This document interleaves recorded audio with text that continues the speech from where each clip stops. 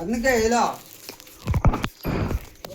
వంకిచ్చి ఇచ్చినా కూడా పొద్దున రుణాలు కొట్టిన ఊరక బుద్ధి సైడ్గా కొట్టిన రుణాలు పొద్దున అయితే శివరాత్రికి వస్తున్నా వాడు డొక్కలు బాగుతాయి లాగు వస్తున్నా శివరాత్రికి వస్తున్నా వాడు మొత్తం 8,600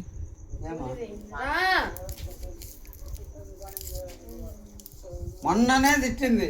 మొన్న తిడితే అన్నాడు పెద్దన్న గడిపి వినిపించినారా, పెద్దన్న గడిపి వినిపిస్తే ఇట్ట అన్నారా, నేను వస్తున్నారా అన్నాడు. మొన్న కొద్దిరాలు తిట్టినా వాడు సిగ్గులేదు, వాడికి కడుపు కొడి కదా వాడు తినేది.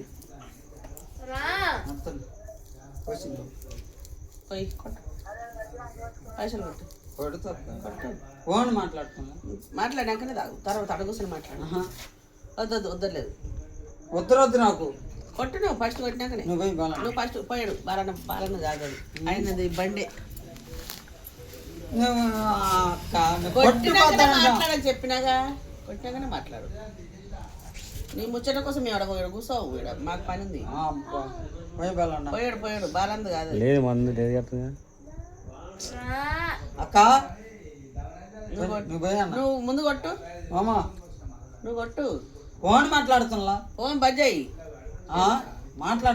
మాట్లాడాకనే అడుగు సపో, బయట కూర్చొని మాట్లాడు. మేము వింటావా? నీ ముచ్చట అడుగు సపో, నువ్వు అడుగు అడుగు సార్ మాట్లాడుకో. మాట్లాడాక రాపో